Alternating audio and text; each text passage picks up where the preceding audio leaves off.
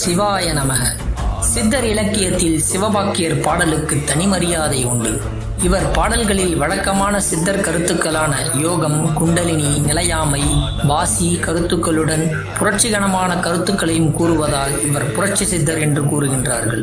உண்மையான கடவுள்தான் யார் என்ற வினாவுக்கு அறிவுதான் இறைவன் என்று விளக்கம் தருகின்றார் சிவபாக்கியர். அறிவுதான் இறைவன் என்றால் அறிவாளிகள் மட்டும்தான் இறைவனை தொழ இயலுமோ என்ற வினாவும் எழுகிறது. இல்லை, பாமர மக்களும் தம் அன்பினால் இறைவனை தரிசிக்கலாம் என்றும் இறைவன் எங்கும் நிறைந்திருக்கின்றான் என்ற கருத்தையும் சிவபாக்கியர் தம் பாடல்களில் நிறைத்து காட்டுகின்றார். ஆன அஞ்செழுத்திலே அண்டமும் மகண்டமும், ஆன அஞ்செழுத்திலே ஆதியான மூவரும், ஆன அஞ்செழுத்திலே அகாரமும் மகாரமும், ஆன அஞ்செழுத்திலே அடங்கலாவலுற்றதே. ஆன அஞ்செழுத்திலே அண்டமும் அகண்டமும் என்பதற்கு பொருள், கண்ணால் காணும் இவ்வுலகம் அதற்கு வெளியும் அகாரம் மகாரம் என்ற அக்ஷரங்களுடன் நமச்சிவாயம் என்ற 5 எழுத்தில் அடங்கும் என்பது பொருள். ஆன அஞ்செழுத்திலே ஆதியான மூவரும், ஆதியான பிரம்மா, விஷ்ணு, சிவன் என்ற மும்மூர்த்திகளும் 5 எழுத்தில் அடங்குகின்றனர்.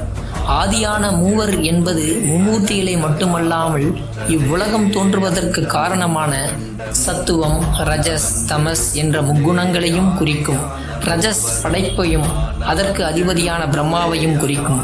அதேபோல் சத்துவம் காத்தலையும் அதற்கு அதிபதியான விஷ்ணுவையும், தமஸ் அழித்தலையும் அதற்கு அதிபதியான ருத்ரனையும் குறிக்கும் என்பது பொருள். ஆன அஞ்செழுத்திலே அகாரமும் மகாரமும், அகாரம் என்பது சிவனையும் மகாரம் என்பது சக்தியையும் குறிக்கும். இவ்விரு எழுத்துக்களும் நமச்சிவாய எனும் மந்திரத்துள் அடங்கும். அகாரம் என்பது இறைவனையும் மகாரம் என்பது மாயையும் குறிப்பதாகவும் கொள்ளலாம்.